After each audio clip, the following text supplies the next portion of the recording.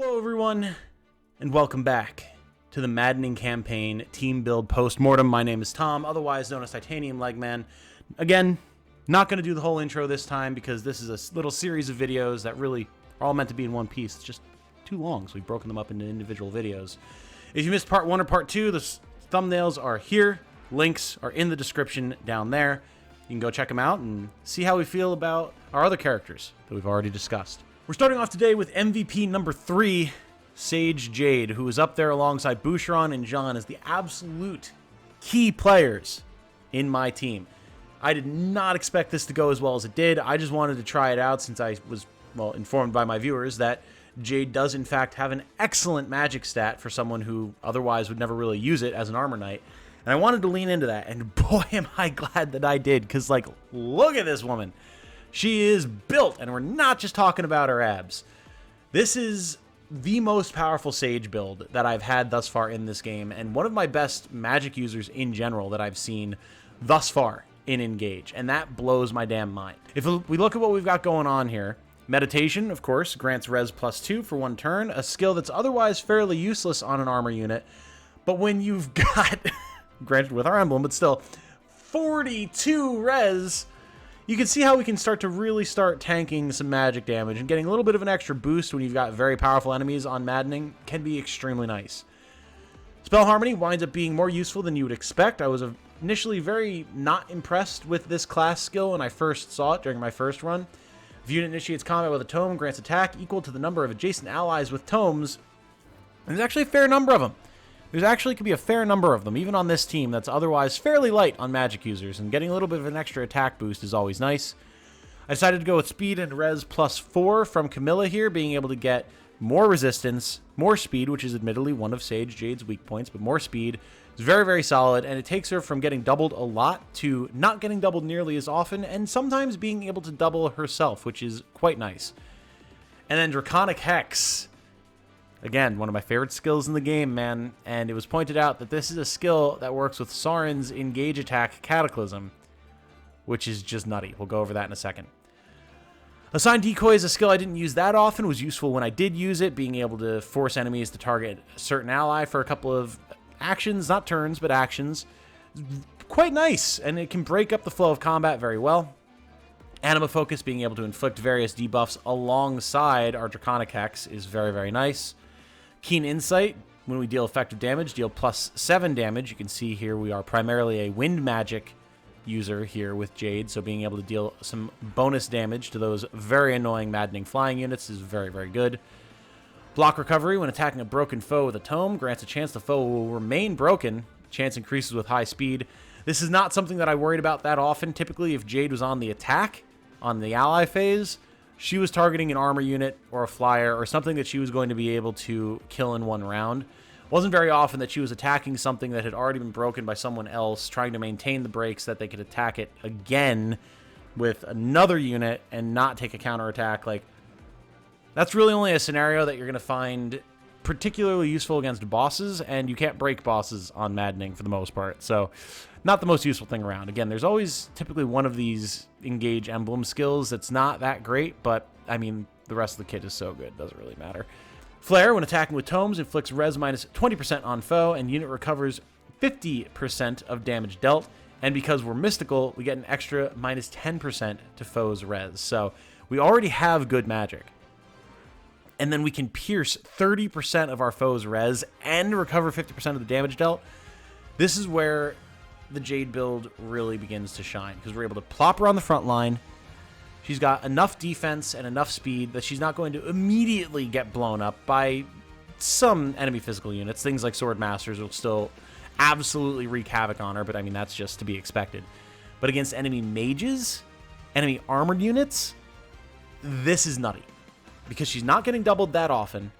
She's able to pierce the res of enemy mages and deal good damage to them. She's absolutely able to devastate enemy armored units, and then she heals for pretty much all the damage that gets dealt to her because she's going to deal so much damage on the attack.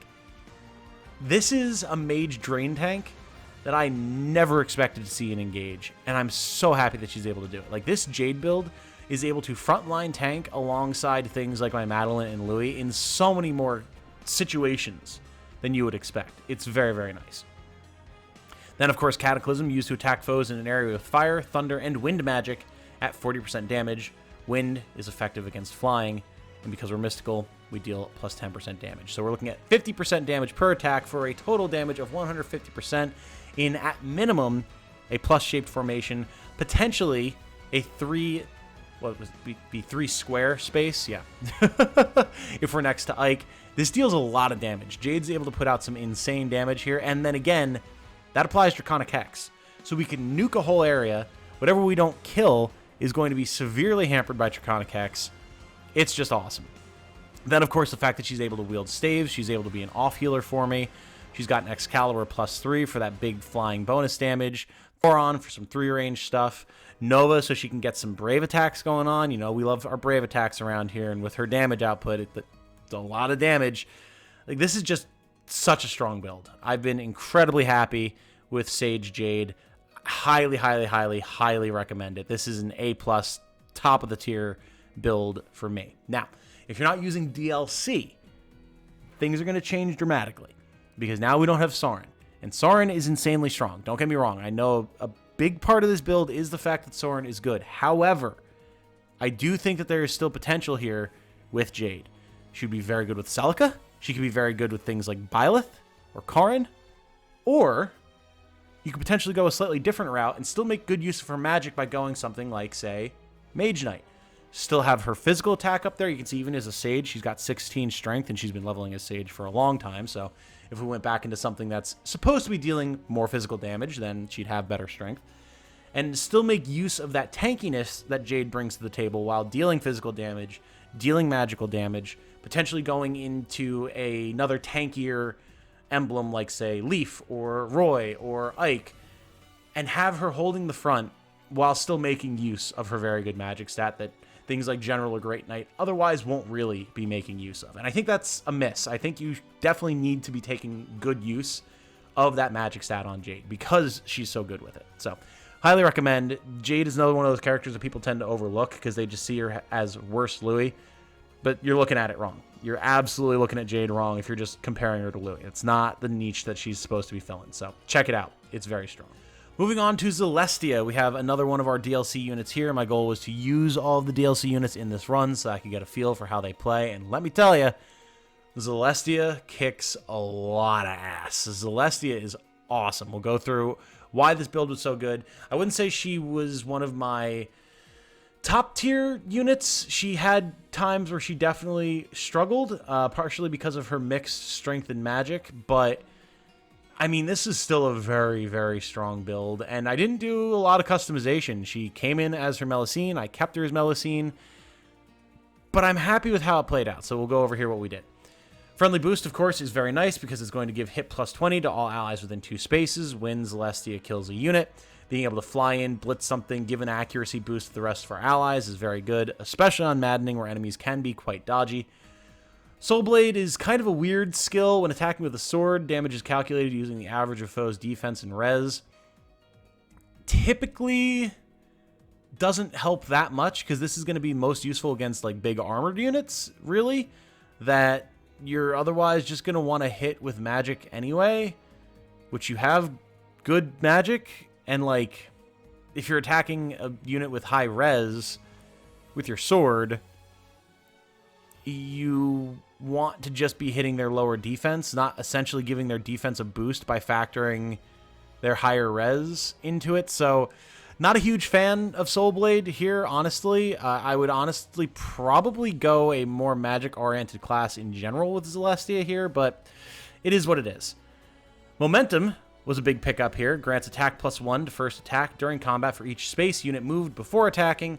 We're a flying unit. We're going to be able to navigate around very efficiently, and we are paired with Camilla for this build, who's giving us increased movement when we're engaged, so you can actually see a pretty big damage boost on our first attack here that helps Zelestia punch through and take down some of those really high HP tanky Maddening units without too much trouble all on her own, which is good, because then it allows her to proc Friendly Boost. Then we went with Speed and Dex +3. Zelestia's Dex isn't the best. It's not bad, but I did notice her having a hard time hitting enemy units sometimes, which again, when we're trying to buff our allies, hit is not the best. we get a bit of a dex boost there while also getting more speed, which is huge because we do want Zelestia to be doubling all the time. And then we can get into Camilla's skills here. Dragon Vein, being able to put down a healing area can be very nice. Again, I like to have 1 or 2 support options on these frontline fighters, so that they still have something that they can be doing, even if I don't have the opportunity to be attacking with them any given turn, and being able to just put down a heal for the team for next turn is very nice. Decisive Strike, if a unit initiates combat and lands a crit, deals plus 10 damage to foe after combat. Not a crit build here. Again, Zelestia's dex isn't the best. She's not going to be proccing crits a lot of the time, so I'm not really looking to use this. I honestly forget that she has it the majority of the time. That's fine. When it procs, it's cool. A little bit of bonus damage, and she doesn't really need the bonus damage anyway, so it's not a huge loss that she doesn't trigger it that often. Detoxify, curing poison at the start of the turn, is just really good. Poison is super dangerous, especially in Maddening where enemies already hit hard, and there are a lot of enemies that will throw poison damage around, so having the ability to just cure poison on yourself, on your frontline fighter, A+. Love it. Very, very nice. Groundswell, being able to clear negative effects, recover some HP that are on the ground, very good. Allows you to, again, fly in with this Blitzkrieg frontline fighter, clear out enemy effects that are on the ground, clear out negative things, let your allies move up, not be negatively impacted by it yourself. It's good. It's good. I like it. And then the big one, Soar. Grants move +2, unit can cross terrain as if flying, and because we're flying, grants an extra move +1. This is where that real blitz comes in. We get a big damage bonus from momentum. We can fly deep into the enemy formation, take out a big scary enemy, or move into where we've got a group of allies, maybe we're split up, and we can move across the battlefield to get to them, cover them by blowing up an enemy unit, give them a bonus to our hit. It's very nice. Makes Celestia very capable of navigating around the battlefield very effectively. Finally, Dark Inferno is situational but nice. It's not a huge damage dealer, sure, but being able to get in there, again, with our high move and lock down a group of enemy units by making fire everywhere and making it harder for them to navigate is more useful than I initially expected it to be, honestly. Like, I undervalue this skill, I think. I'm very happy with it whenever I'm able to lock down a group of enemies and buy myself some time, deal some damage. It's good stuff. Then, of course, all of Camilla's axes and tomes, Zelestia is able to make very good use of because she has mixed strength and magic attack. The bolt axe is just always nice. It's able to get good damage out there. We're able to get good speed with it. Sometimes just enough speed to be able to double something. Lightning I didn't use as much as I expected to just because its damage is so low. Typically, I'm able to just double with something and kill rather than quad with lightning and not kill, which is not great. But if I could get like this buffed up with some gems or something, it would be better. But yeah, not the best. Not the best. Camilla's axe, on the other hand, can be quite nice. Grants res +10 and deals extra damage equal to the foe's res minus their defense. You can hit pretty hard with this, and it makes us nice and tanky against enemy mages. So I do like Camilla's axe a lot, and I think it suits Zelestia very well. It's a fairly simple build here. We're basically just relying on Zelestia's natural stats and the bonuses provided by Camilla to really have a very strong flying, mixed magic attack and physical attack damage dealer. But she did good. She did good. Definitely a good build. Would recommend.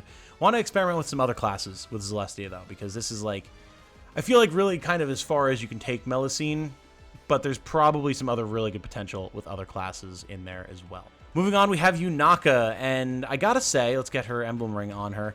Yunaka's been very good, and she definitely carried through the mid part of the game, but she fell off pretty hard in the end game, I gotta say, and the main reason for that is her damage output. If you're not familiar with my Maddening Yunaka build, I have a whole video about it. It's one of the most popular videos on the channel, actually, so I'd be surprised if you hadn't seen it. But the whole idea here is using Karin with her Dragon Vein to put down smoke that increases our avoid in fog. We naturally get avoid bonuses in terrain that gives avoid bonuses as well. Doubles that effect because we're covert. We basically just carry our own terrain around with us in our pocket. And because of Trained to Kill, when we're in terrain that gives us a void, we get extra crit with Yunaka. She crits all the time. It's a very strong build. You slap her down in the front of your formation, lure in a bunch of enemies, slow them down with the fog, get a bunch of crits, poison a bunch of enemies, soften them all up. It's very good. The issue is that Yunaka doesn't have damage, really. Like, you look at her, she's level 34, and she's got 20 strength. Even with a slightly forged silver dagger, she doesn't have the damage to be hurting enemies. And if you're not dealing any damage to the enemy, you're not poisoning the enemy, and that takes out like 50% of this build. And I found more often than not, she was dealing 0 damage, even to enemies that aren't particularly tanky, like enemy thieves, sword masters. They just had enough defense that she wasn't punching damage through, and that quickly became a problem. So I did what I could here. Her speed also wound up not being as good as I needed it to be. You know, for someone who is nominally quite fast and is a unit that can double fairly reliably, especially earlier on in a Maddening campaign, more often than not, I found Yunaka not doubling, which, when her damage output is already not good, became a problem. Like, she's only got 34 speed because I put speed plus 4 on her, and let me tell you, 30 speed is not enough against a lot of these enemies. So, I mean, it worked when it worked. We put brute force on her so that her crits would deal more damage, and I mean, she does still get a lot of crits, but she needed help, man. There's no knife power, so we can't increase our damage output reliably with silver daggers. If you give her some buffs, you know, have divinely inspiring, things like that, she can push damage through. But the fact of the matter is, her strength just was not there. And if you don't have strength, what are you doing? You know? We've got Draconic Hex, so we were able to debuff enemies, which was useful. You know, was still good. We had Dreadful Aura and Torrential Roar, so there were definitely times that Yunaka was still able to lock down groups of enemies, debuff them, make it easier for us to get in there and clean them up with other units that had more damage potential. But on her own, not as effective as I would have liked. So I unfortunately have to give this kind of a mid. Are there things that I could have done to help? Absolutely. Maybe giving some strength plus, or forging our dagger more so that we had more damage output.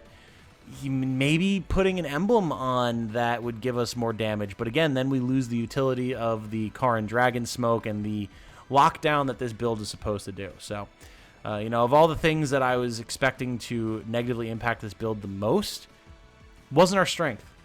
It wasn't our strength. I really was expecting the high dodge, keeping enemies from attacking us thing that happens on Maddening. I was expecting that to be the real problem. Wasn't the case here, which is a shame. I don't think this is a bad build by any means, and again, it did carry me through a good chunk of the mid game, and it was still effective in the late game, but it needs some tweaks if we want Yunaka to be able to reliably deal damage to enemies that she's fighting near the end game of Maddening. So, is what it is. Let's move on. Here we have Rafal, one of the last DLC characters, actually I think the last DLC character, yeah, that we're going to be talking about today. And Rafal was interesting. He has a lot of really good damage potential. He's got very good stats. He's a powerful unit. But I didn't want to leave him in his dragon class because I felt like there were better options for him. So we decided to go Wyvern Knight. Decided to go for a big crit build here as well. And maybe I just didn't have space on the team here. But again, this is a build that on paper looked like it was going to work a lot better than it actually did. So we'll quickly go through what we had going on here. Rivalry. When an ally within 2 spaces defeats a foe, grants crit plus 10 to unit for 1 turn. Leaning into that crit deal. Air Raid. If unit initiates combat from a space a foe cannot enter, grants speed plus 5 during combat. This is very useful, seeing as how, as a Wyvern Knight and with Rafal's natural stats, speed's not his strong suit. More often than not, he was not doubling here, or potentially even being doubled in Maddening, which can be quite scary. And we've got some decent defense, decent HP, but we're not a tank. So having some extra speed on the attack is very useful when we can make it happen. Brute Force. Now this is where things, of course, do get nasty. With any crit build, Brute Force is going to be able to deal a lot of damage. And when Rafal did pop off, he popped off. And then we have Wrath as well, so that when we do have damage on us, our crit goes up. We had the Emblem of Rivals on Rafal here. I really wasn't, like, set on that. I just didn't really have another emblem that I wanted on Rafal. Ike could be good for a build like this. Lynn could be good for a build like this. There are certainly options, Erica even, but all of those emblems were already locked in for other characters, so I figured at least with Rivals, we'd get some boosts with our axes, with weapon sync and stuff like that, but really wasn't a key part of the build here in any capacity. Though Houses Unite is a good damage special, so, like, that's nice. For our weapons, the really only main weapon we were using here was Rafal's signature Revanche, battle axe that exudes an otherworldly air. Gives a nice crit bonus. So when we're already leaning into things like Brute Force, using Rivalry, Wrath, we were able to get a lot of crits with this. The issue with this build as a whole is I just wasn't able to reliably keep Rafal on the front line without him potentially exploding. Part of that is due to the effectiveness bonuses that enemies could get against us as a Wyvern Knight. Wind Magic was big danger. Bows, big danger. And while our stats were good, our damage output was high, lots of dex, we were getting a good amount of crits. Again, we've got solid HP, defense. Still, on Maddening, enemies hurt, man. They hurt real bad. And so, having okay defenses, not quite the best thing. I want to try this build again, but I don't think we're going to go Wyvern Knight next time. I think we might wind up going into Berserker or Warrior or something like that that has overall better defenses, maybe even something like General, honestly, so we can tank harder on the front line, build up Wrath, get our bigger crits going, and really start knocking heads. Because the issue with Rivalry is you need to be on the front line. If you're not on the front line near your other allies who are getting kills, you're not going to get that crit bonus, and you want the crit bonus. We don't have insane crit here. We have solid crit, but we really need all of the pieces working together. We need a high crit weapon. We need Rivalry to be triggered. We need to have Wrath going by having fairly low HP. There's ways to make this work, and I'm going to revisit it, but as it was with the resources that we had to allocate to this build, again, solidly mid, and you could see that because I really kind of stopped using Rafal in the last few maps. So I like him. I want to come back to it. I know there's ways to make the build better, but as it was, mid. Not bad, but mid. Then we come to that boy, Louis. Of course, here he is. And I mean, this is a great build, man. I know people were talking about how Great Knight Louis is absolutely a fairly standard thing, and I can totally see why. I do miss having the unbreakable status from Armored, but being able to get in here with a Louis Hector build where we can get quick riposte going off, so we're guaranteed getting double attacks all over the damn place. We're barely ever taking damage because of our high defense. I decided to inherit hit, though, because Louis' dexterity is pretty bad. He was definitely having some accuracy issues with, with his eyes closed. How can you be surprised, right? Can't hit what you can't see. But having that extra hit helped him out a lot. And having things like Admiration and Allied Defense reduced the damage that he was taking even more. The issue here, again, we ran into that whole enemies just won't attack him thing because Maddening AI is our smart. He already has massive defense just from having his own natural stats and then from having Hector equipped. Then you look at things like Adaptability, increases our defense or our res even more. We've got stuff like Impenetrable. If foe initiates combat, grants defense and res plus 30% during combat. Things like Allied Defense, Admiration, reduces the damage we're taking even more. There were so many scenarios where I just couldn't get the enemy to hit Louis. He was just too tanky.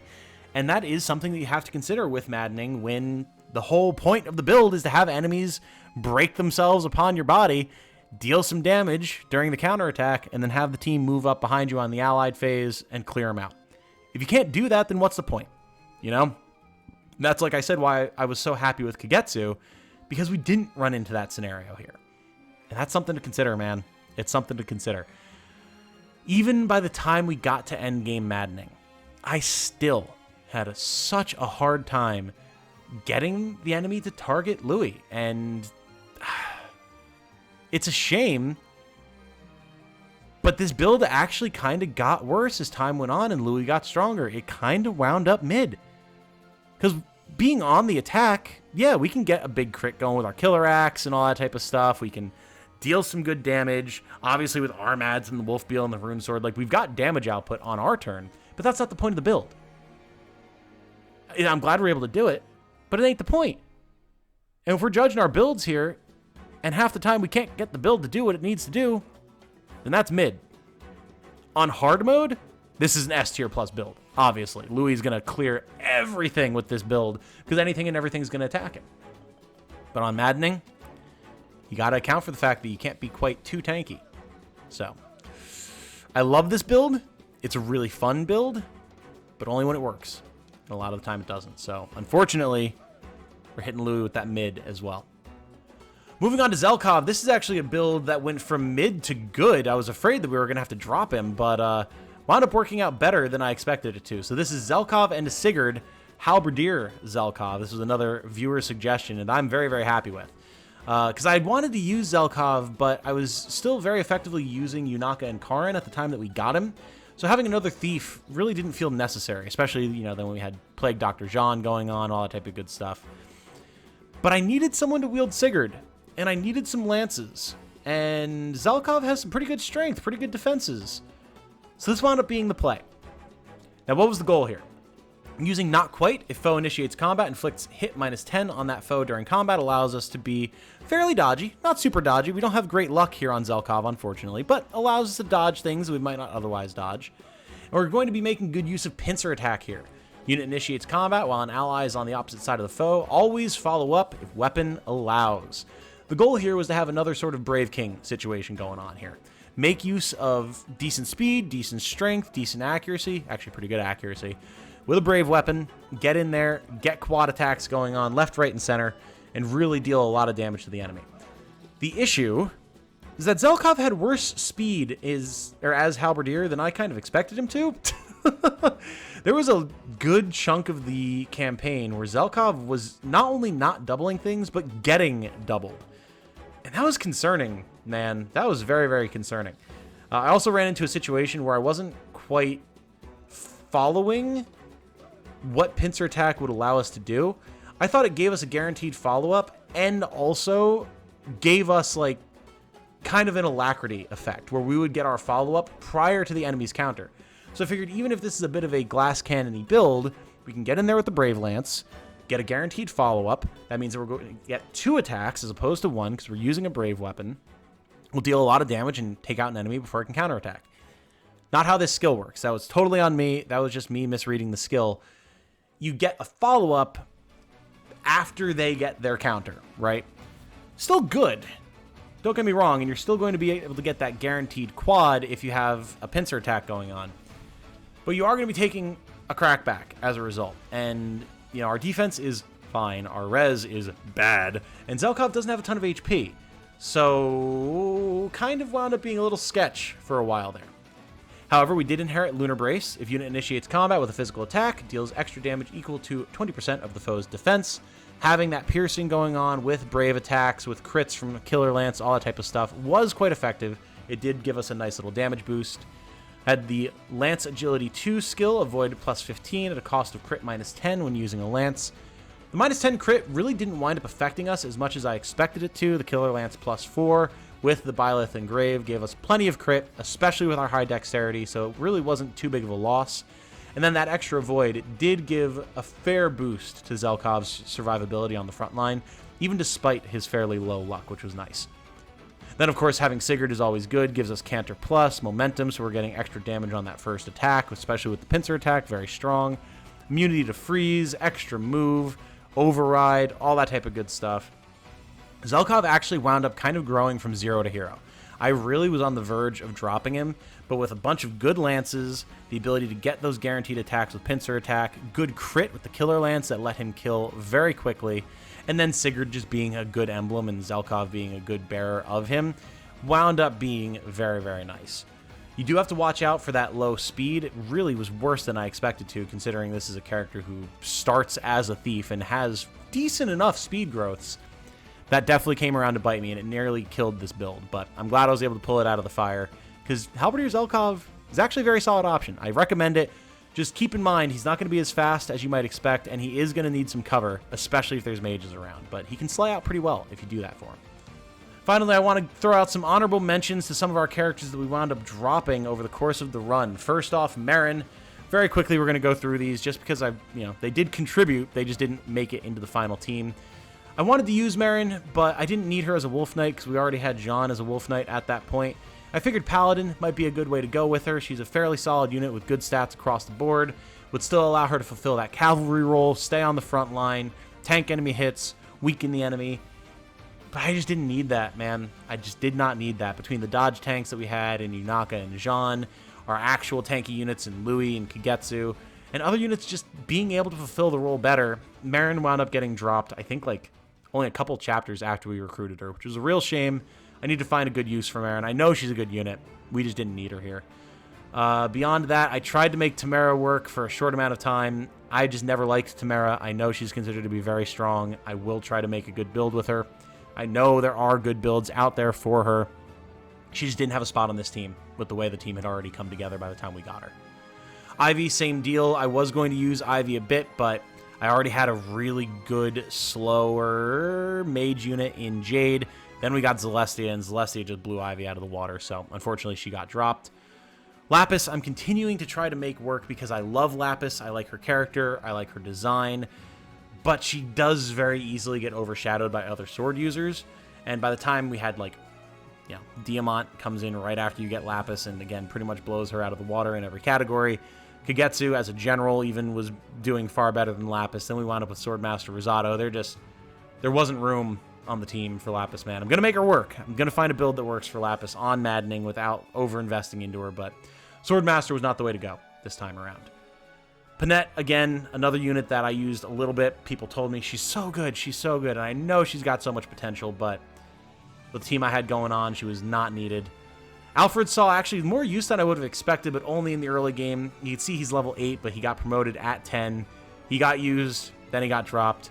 I do have a build in mind for my next Maddening run for Alfred that I'm going to put into play, but I don't want to spoil that, and I think it'll be a good time. But yeah, Alfred got dropped here pretty early. And that's pretty much it. All of our other characters here saw some use, but not enough. Clan did get more use for a little while. We can see he had magic +2. He was a mage knight. And he was dealing good damage where and when he was able to, but that was partially due to some insane strings of luck where he was just getting crits left, right, and center. And his stats didn't really support him doing that, but he did it. So he was useful while he was useful, but that was pretty much it.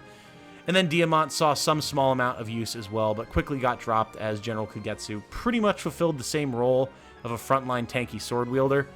And I knew from experience with hard mode that Diamant doesn't scale well into the end game in his successor class. And knowing that, and knowing I had other units like Boucheron and Kagetsu that were going to fulfill similar roles, I knew he wasn't going to stick around on the team. And that's it.